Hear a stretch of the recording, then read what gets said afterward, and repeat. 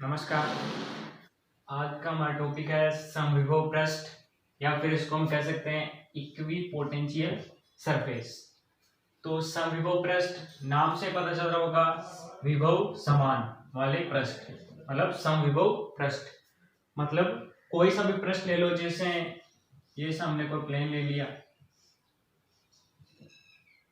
तो इसके जो सभी बिंदु है, जितने भी बिंदु, अगर सभी बिंदुओं पर विभव समान हो तो उसको हम कहेंगे समविभव पृष्ठ।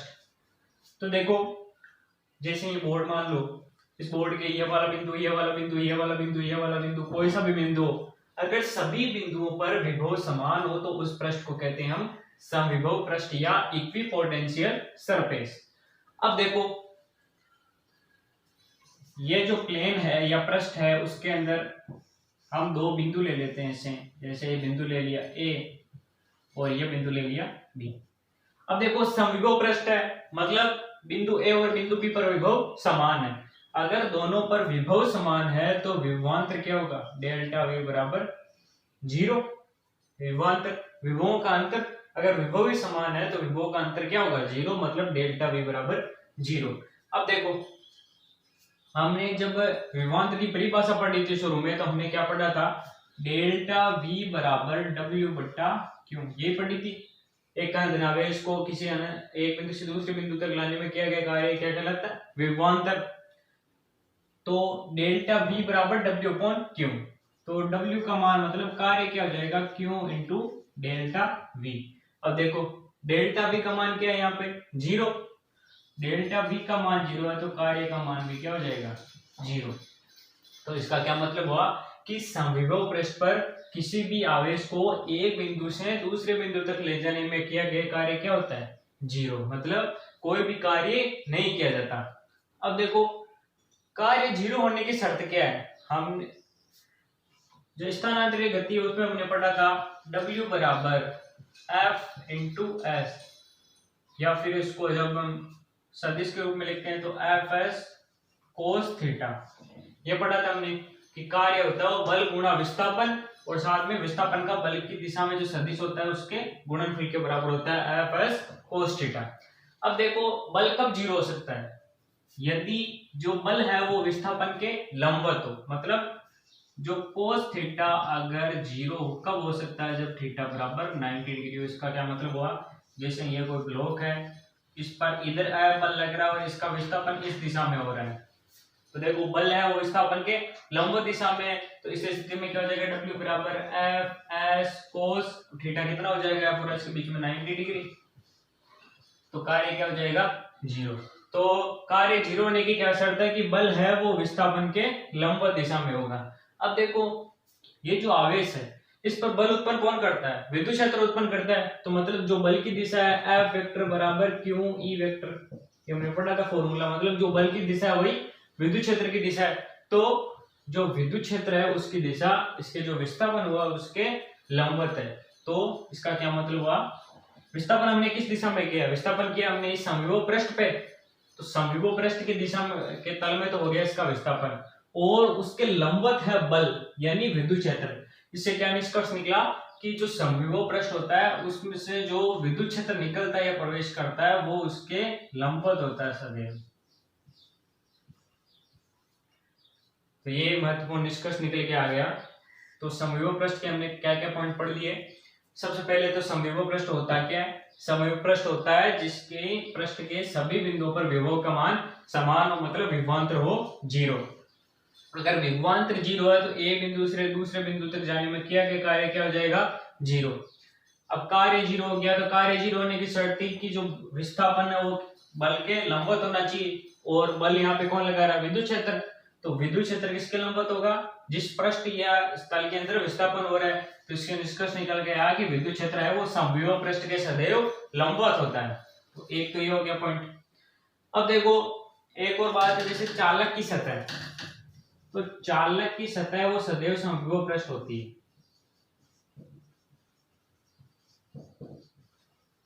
इसका क्या मतलब हुआ कि चालक की सतह होती है उस पर विद्युत क्षेत्र वो सदैव उसके लंबवत होता है। जैसे वो गोलीय चालक ले लिया तो उसकी ये जो सतह है इसके सतह के प्रत्येक बिंदु पर क्या विभव समान है, तो विभव समान है तो ये भी एक समविभव पृष्ठ बन गया। तो इसके कारण जो विद्युत क्षेत्र की दिशा होगी वो किधर होगी, इसके लंबवत, चालक की सतह के लंबवत। एक पॉइंट हो गया ये। अब हम एकल बिंदु आवेश के कारण हम निकालेंगे समविभव पृष्ठ कैसा होता है। ये तो हमने निकाल लिया, चालक गोलीय चालक कैसा भी चालक हो उसके कारण समविभव पृष्ठ कैसा बनता है। अब निकालते हैं हम चालक बिंदु के कारण समविभव, चालक बिंदु आवेश, चालक नहीं बिंदु आवेश के कारण। तो जैसे हमने ये कोई बिंदु आवेश ले लिया प्लस क्यू। अब देखो बिंदु आवेश के कारण विद्युत क्षेत्र रेखाएं कैसी होती है, ऐसे त्रिज्यीय रूप से, अगर धनावेश है तो बाहर आएगी और ऋणावेश है तो अंदर की तरफ आएगी। तो हमें इसमें बनाना है समविभव पृष्ठ।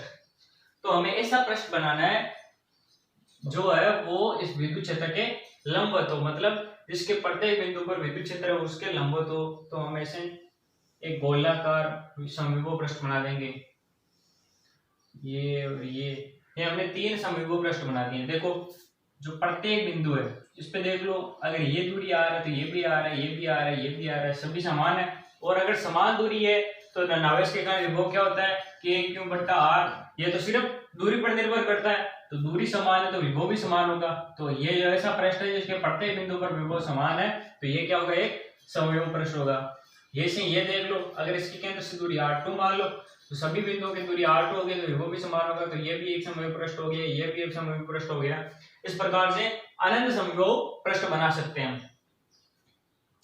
अब देखो समविभव पृष्ठ ये कैसे होते हैं, गोलाकार होते हैं। ऐसे आपको इसमें 2D में तो ये वृत्ताकार दिख रहे होंगे, लेकिन ये जो है तीनों दिशाओं में, तीनों विमाएं उसमें फैला हुआ रहता है, अक्ष में भी, वाई में भी और जेड में भी। तो ये गोलाकार समविभव पृष्ठ बनते हैं। ये हो गया समविभव पृष्ठ के बारे में। अब इसके समविभव पृष्ठ के कुछ गुणधर्म पढ़ लेते हैं। तो गुणधर्म में शुरू वाले तो वही पॉइंट आ गए कि विभवांतर 0 होता है, विभवांतर 0 होता है तो कार्य 0 होगा। एक पॉइंट तो ये हो गया। दूसरा पॉइंट ये हो गया कि चालक की सतह के सदैव लंबवत होते हैं विद्युत क्षेत्र। तीसरा पॉइंट ये हो गया कि विद्युत क्षेत्र वो समविभव पृष्ठ के भी सदैव लंबवत होते हैं। चौथा पॉइंट ये है कि दो समविभव पृष्ठ कभी भी एक दूसरे को काटते नहीं। जैसे एक समविभव पृष्ठ हो गया ये, और ऐसे एक समविभव पृष्ठ बना लिया ये ऐसे। तो ऐसा नहीं होता कि एक समविभव पृष्ठ दूसरे समविभव पृष्ठ को काट रहा है। क्यों? क्योंकि अगर एक समविभव पृष्ठ दूसरे समविभव पृष्ठ को काट रहा है, इसका क्या मतलब हुआ कि इसके इस बिंदु पे भी विभव समान है और इस बिंदु पे भी विभव समान है। अब देखो ये इसको काट रहा है, मतलब इस बिंदु पे विभव समान है, इस बिंदु पे विभव समान है। लेकिन ये बिंदु हुआ, जो कटान वाले जो बिंदु है उनमें देखो, इधर इसका मान लो विभव v1 है तो इस बिंदु पे v1 होगा। अगर इस वाले समविभव पृष्ठ का विभव v2 है तो इसका भी v2 होगा। अब देखो ये जो कटान वाले बिंदु आ गए जहां पे समविभव पृष्ठ एक दूसरे को काट रहे हैं। अब यहाँ पे देखो आप v1 लिखो या v2 लिखो, ऐसे नहीं हो सकता कि एक ही बिंदु पर दो विभव है, इस बिंदु पे दो विभव नहीं हो सकते। तो इसलिए इसका क्या निष्कर्ष निकलता है कि दो समविभव पृष्ठ एक दूसरे को नहीं काटते हैं। क्योंकि अगर वो ऐसा करें, मतलब यदि दो समविभव पृष्ठ एक दूसरे को काटे तो जो कटान बिंदु है वो एक ही बिंदु पर दो विभव प्रदर्शित करता है, जो कि संभव नहीं है। तो ये हो गए 4 पॉइंट समविभव पृष्ठ के बारे में। अगला टॉपिक है विद्युत विभव एवं विद्युत क्षेत्र में संबंध।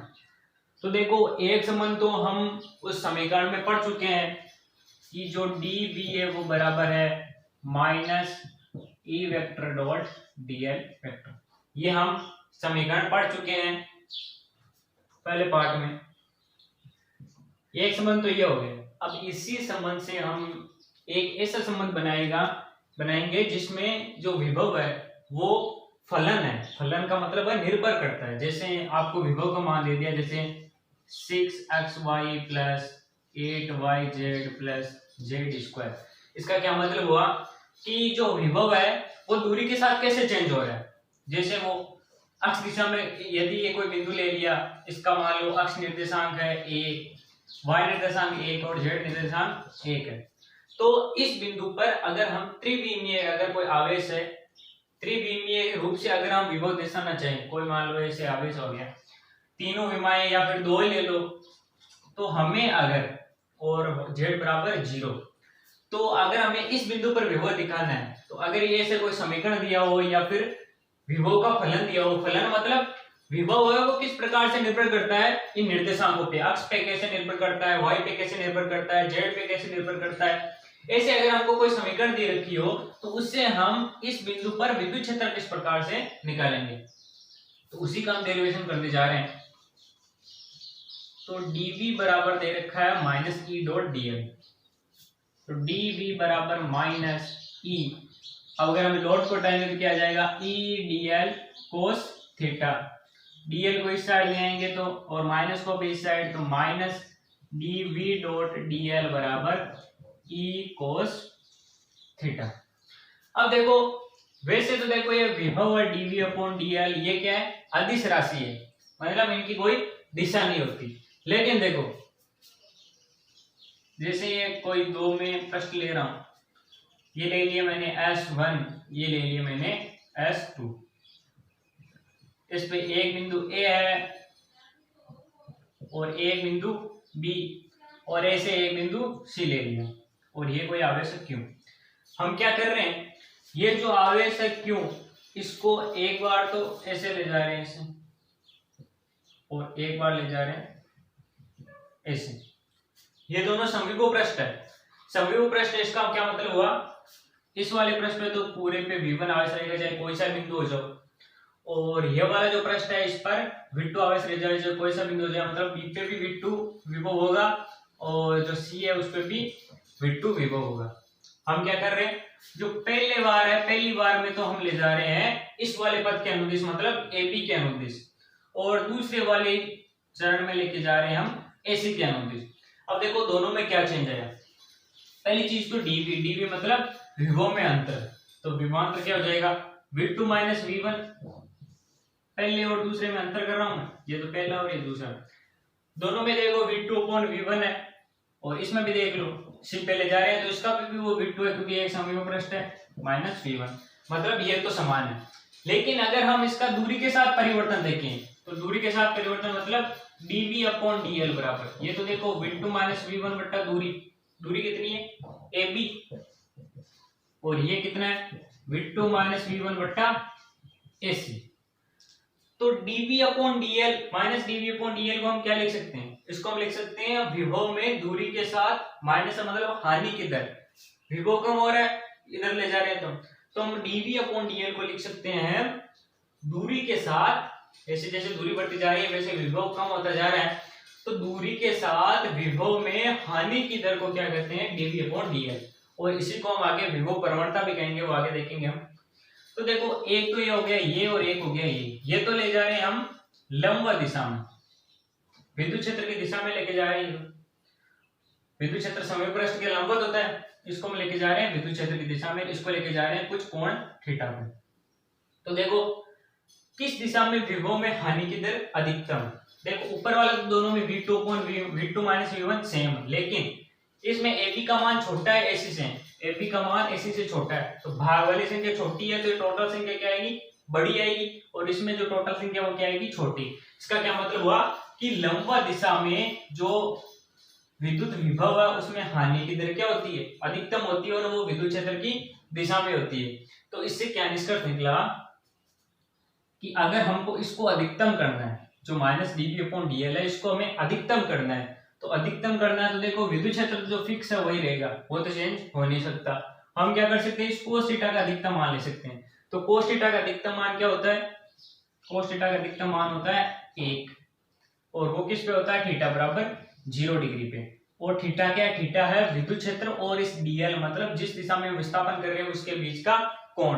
तो इससे क्या निष्कर्ष निकला कि जो विद्युत विभव है उसमें हानि की अधिकतम दर मतलब मैक्सिमम, उसको हम एक सदिश मान सकते हैं। सदिश कैसे मान सकते हैं, क्योंकि एक निश्चित दिशा में जाने पर ही विद्युत विभव में हानि की दर अधिकतम होती है, और वो दिशा किस तरफ होती है विद्युत क्षेत्र की दिशा में।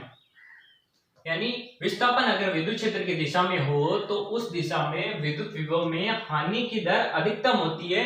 इसलिए विद्युत विभव में हानि की अधिकतम दर को, मैक्सिमम मतलब अधिकतम दर को हम एक सदिश मान सकते हैं और उस सदिश को कहते हैं हम विभव प्रवणता।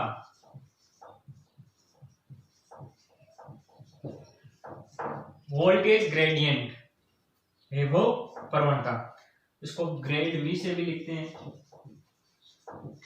ग्रेड का मतलब ग्रेडियंट, प्रवणता, प्रवणता का मतलब क्या होता है, जिसके साथ दूरी में, किसी के भी साथ दूरी के साथ किसी में परिवर्तन हो तो उसको हम कहेंगे प्रवणता। जैसे यहाँ पे देखो दूरी के साथ विभव में परिवर्तन हो रहा है तो उसको हम क्या कहेंगे, विभव प्रवणता, ग्रेड वी। तो -dV/dL बराबर E। अब देखो हम इसको अलग अलग दिशाओं में भी बांट सकते हैं। अगर मान लो अगर अक्ष दिशा में हो रहा हो -dV/dx, तो इसको हम क्या कह सकते हैं, E अक्ष, विद्युत क्षेत्र का अक्ष घटक, विद्युत क्षेत्र मान लो ऐसे है कहीं, ऐसे E, तो इसको हम दो घटक में बांट सकते हैं, ये कोण थीटा, तो इसको मान लेंगे E cos थीटा, या फिर इसको कहेंगे हम E अक्ष दिशा में इसका घटक ले लिया, ऐसे हम y दिशा में घटक ले सकते हैं। तो इससे जिस प्रकार हम विद्युत क्षेत्र को बांट सकते हैं, तो -dV/dx मतलब अक्ष दिशा में विभव का जो परिवर्तन होगा मैक्सिमम, वो किसके बराबर होगा, अक्ष दिशा में विद्युत क्षेत्र के। ऐसे ही y दिशा में -dy, वो किसके बराबर होगा, Ey के, इसकी दिशा होगी i कैप, इसकी दिशा होगी j कैप। ऐसे ही अगर z दिशा में देखें तो क्या हो गया, Ez k कैप। तो इस प्रकार से हमने अलग अलग इनको निर्देशांकों के हिसाब से बांट दिए। अब इसमें जो परिवर्तन होता है, जो हम दिशाओं के साथ जो परिवर्तन देखते हैं, एक निश्चित दिशा में, जैसे अक्ष दिशा में परिवर्तन देखा, y दिशा में परिवर्तन देखा, z दिशा में परिवर्तन देखा, तो उस दिशा में लिखते हैं तो जो विभव का परिवर्तन होता है, किसी निश्चित दिशा में जो विभव का परिवर्तन होता है उसके लिए हम लिखते हैं आंशिक अवकलन। ये तो हो गया पूर्ण अवकलन dV/dx, इसमें हम लिखते हैं आंशिक अवकलन, आंशिक का चिन्ह होता है ये, तो यहाँ पे हो गया dV/dx बराबर क्या हो गया, माइनस को इधर भेज दो, -EXIK। ऐसे ही y के लिए हो जाएगा, ऐसे ही z के लिए हो जाएगा। किसी निश्चित दिशा में जब हम अवकलन करते हैं तो उसको हम लिखते हैं आंशिक अवकलन में, मतलब हमने विभव के किसी निश्चित अंश का यह अवकलन किया है किसी निश्चित दिशा के सापेक्ष, तो यह हो गया आंशिक अवकलन। तो अब हम इसको आगे सोल्व करते हैं। तो देखो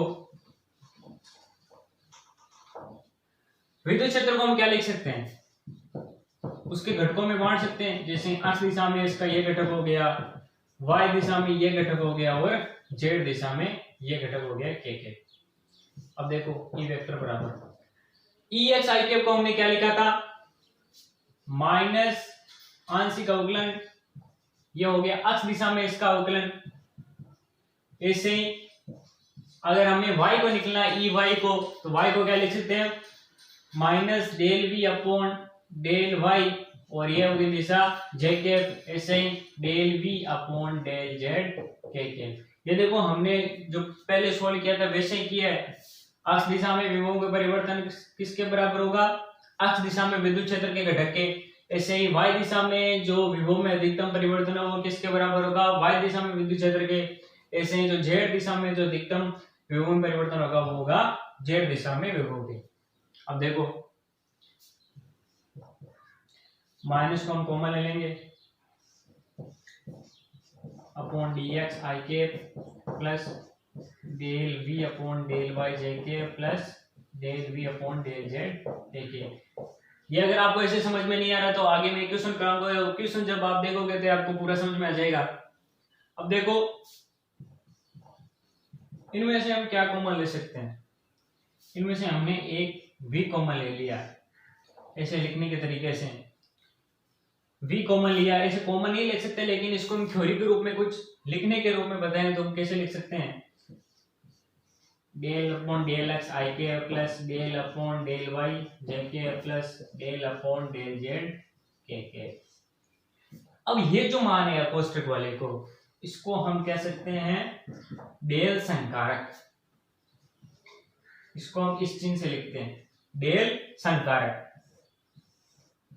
ये जो कोष्टक में मान है del upon del x i cap del upon del y j cap, ये वाला जो मान है इसको हम कहते हैं डेल संकारक।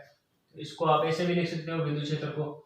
तो विद्युत क्षेत्र और विद्युत विभव में एक संबंध तो हमने ये दिखा था और एक संबंध आ गया ये वाला। तो इन दोनों संबंधों का अपना अलग अलग प्रयोग है। तो इस वाले संबंध का क्या प्रयोग है ये हम आगे एक एग्जांपल कर रहे हैं उससे देखेंगे। पीछे वाले क्वेश्चन है उसको समझने के लिए हमने एक एग्जांपल लिया है। पीछे वाला टॉपिक जो था विद्युत क्षेत्र और विद्युत विभव में संबंध, उसको समझ लें हम। तो क्वेश्चन दे रखा है कि यदि विद्युत विभव को V बराबर 6x minus 8xy minus 8y plus 6yz से दर्शाया जाए तो बिंदु 1 1 1 मतलब x बराबर 1 y बराबर 1 और z बराबर 1 पर विद्युत क्षेत्र ज्ञात करें। इसका क्या मतलब हुआ कि विद्युत विभव को x दिशा में, y दिशा में और z दिशा में किस प्रकार से चेंज हो रहा है, यह है विद्युत विभव का फलन x y और z के सापेक्ष। तो हमें विद्युत क्षेत्र ज्ञात करना है बिंदु 1 1 और 1 पर। तो देखो हमने फॉर्मूला क्या पढ़ा था, v e वेक्टर बराबर minus del v upon del x i के plus del v upon del y j के plus del v upon del z k के। अब देखो इस प्रकार से सोल्व करना है हमें। माइनस v का मान रख देना है सीधा, क्या आएगा 6x minus 8xy minus 8y plus 6yz बट्टा डेल x,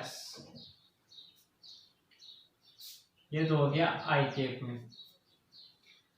वैसे ही ये हो गया डेल, इसका मान ऐसे लिख दो 6x minus 8xy minus 8y plus 6yz यहाँ पे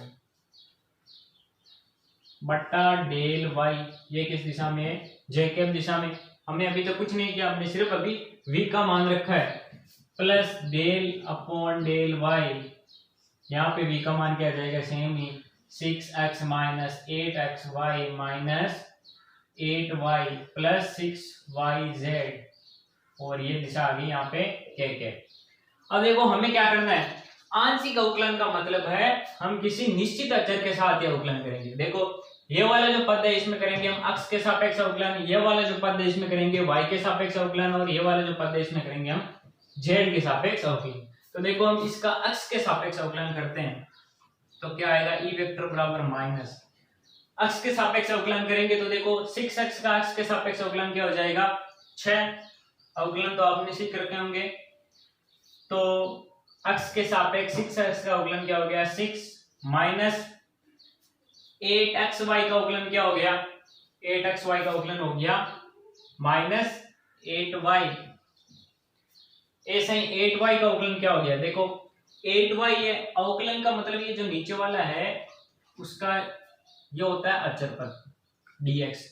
तो ऊपर वाले पद नीचे वाले पद के हिसाब से किस प्रकार से चेंज हो रहे हैं। अब देखो ये जो 8y है, इस 8y का अक्ष पे कोई निर्भरता नहीं है, मतलब चाहे अक्ष कितना भी हो जाए, चाहे अक्ष को बढ़ा दो घटा दो, 8y का अपना फिक्स मान है, ये चेंज नहीं होगा। लेकिन ये जो यहाँ पे 8xy था, इसमें देखो ये जो अक्ष है ये अक्ष इसमें आ रहा था, मतलब अगर हम अक्ष को चेंज करें तो ये वाला जो पद है ये भी चेंज होगा। तो ये जो नीचे वाला अक्ष है उसके सापेक्ष ये अचर नहीं है, ये चर है। तो यहाँ पे इसका क्या आ जाएगा 0 आ जाएगा, क्योंकि ये अक्ष के हिसाब से चेंज नहीं हो रहा है। ठीक ऐसे देखो ये 6yz है, ये भी x के सापेक्ष चेंज नहीं हो रहा है, तो इसका भी अवकलन क्या हो जाएगा 0। ये तो दिशा हो गई आई कैप में। वैसे ही y के सापेक्ष इसमें अवकलन करना है तो देखो y के सापेक्ष 6x चेंज नहीं हो रहा है, इसका 6x पर कोई प्रभाव नहीं पड़ रहा है, तो ये हो गया 0। अब देखो 8xy, तो 8xy देखो इसमें y के साथ ये चेंज हो रहा है, तो 8xy का अवकलन क्या हो जाएगा माइनस 8x। एक बार मैं अवकलन बता देता हूँ कैसे करते हैं। जैसे हमें करना 6x का अवकलन x के सापेक्ष, तो देखो इनमें से जो अचर पद है उसको हम ले लेंगे बाहर। अचर पद क्या आ गया 6 और x बट्टा dx, और x का dx के सापेक्ष अवकलन होता है a, तो इसका जो अवकलन आ गया वो आ गया 6।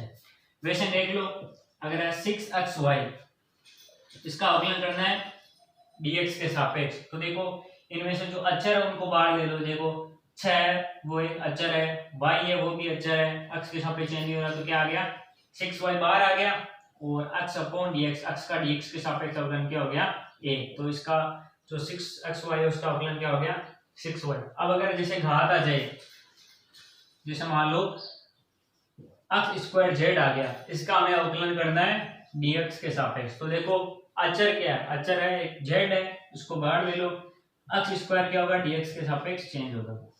तो देखो अगर घातों का अवकलन करना होता है तो सबसे पहले तो घात को आगे लेके आ जाओ, मतलब गुणा में 2, फिर आगे वाली जो संख्या है जिसकी घात है वो लिख दो, और घात में से 1 हटा दो, मतलब 2 - 1, और बाकी जो बची संख्या x बटा dx, इसका अवकलन हो गया a।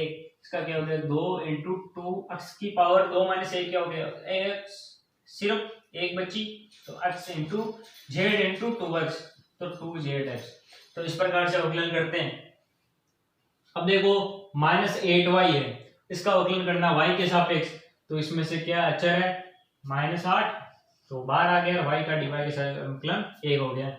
वैसे ही 6yz में देखो 6z अचर है, उसको हम बाहर ले लेंगे, और y का dy के सापेक्ष अवकलन क्या हो गया 1, तो प्लस क्या हो गया यहाँ पे 6z,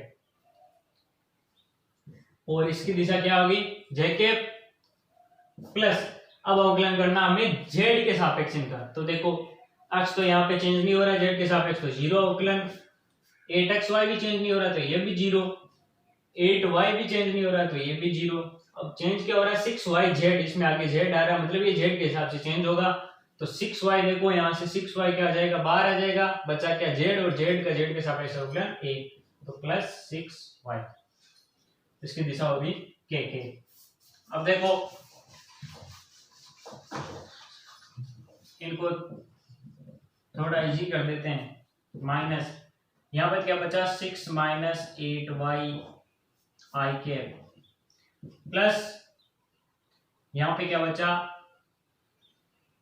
-8x - 8 + 6z j के, प्लस यहाँ पे क्या बचा 6y k, और आगे माइनस है। हम निकालना विद्युत क्षेत्र। अब देखो किस बिंदु पे निकालना है, उस बिंदु के मान रख दो, x = 1, y = 1 और z = 1 पे, तो x और y और z के मान रख दो। 6 - 8 × y का मान 1, साथ में दिशा क्या आ गई i के। वैसे ही -8 × x का मान भी 1, -8 + 6 × z का मान 1, और दिशा क्या आ गई j के, प्लस 6 × y का मान 1 और दिशा क्या आ गई k के। अब देखो विद्युत क्षेत्र E वेक्टर बराबर -6 और -8 क्या हो गए -2i के, प्लस -8 और -8 -16 और प्लस 6 -10 जे के, तो यहाँ पे -10 जे के। फिर देखो प्लस 6 के भी है, तो सीधा ही आ गया। अब देखो बाहर एक माइनस भी है, इस माइनस को अंदर भेजेंगे तो जो माइनस वाली संख्या वो प्लस की हो जाएगी, प्लस वाली संख्या माइनस की हो जाएगी। तो जो फाइनल विद्युत क्षेत्र का हमारा आंसर आएगा वो आ जाएगा E वेक्टर बराबर 2i के प्लस 10j के और -6k के। तो हमने बिंदु 1 पर विद्युत क्षेत्र निकाल लिया है। तो इसको हमने कैसे किया, सबसे पहले तो हमने जो पिछला जो टॉपिक था उसमें फॉर्मूला जो निकाला था E वेक्टर बराबर -∂v/∂x i के प्लस ∂v/∂y j के प्लस ∂v/∂z के। ये क्या पद है, ये जो मान है ये है E x का, मतलब x दिशा में विद्युत क्षेत्र का घटक, ये है y दिशा में विद्युत क्षेत्र का घटक, और ये है z दिशा में विद्युत क्षेत्र का घटक। तो इसका ये जो हम कर रहे हैं ये है आंशिक अवकलन। आंशिक अवकलन का मतलब है हम फिक्स अचर के साथ इसका अवकलन करेंगे। जैसे ये वाला पद है इसमें सिर्फ हम x के सापेक्ष अवकलन करेंगे, ये वाले पद में सिर्फ y के सापेक्ष अवकलन करेंगे, और ये वाला पद उसमें z के सापेक्ष अवकलन करेंगे। तो जो पहले तो जहाँ v का मान रख दिया, जो v का मान था उसका हमने x के सापेक्ष अवकलन किया, तो x के सापेक्ष अवकलन ये आ गया। फिर हमने y के सापेक्ष अवकलन किया तो उसका मान ये आ गया, z के सापेक्ष अवकलन किया तो उसका मान ये आ गया। फिर हमने उसको छोटी फॉर्म में लिख दिया। फिर क्या किया हमने, x y और z के मान लिख दिए जिन बिंदुओं पे हमें विद्युत क्षेत्र निकालना था। तो ये विद्युत क्षेत्र का मान आ गया।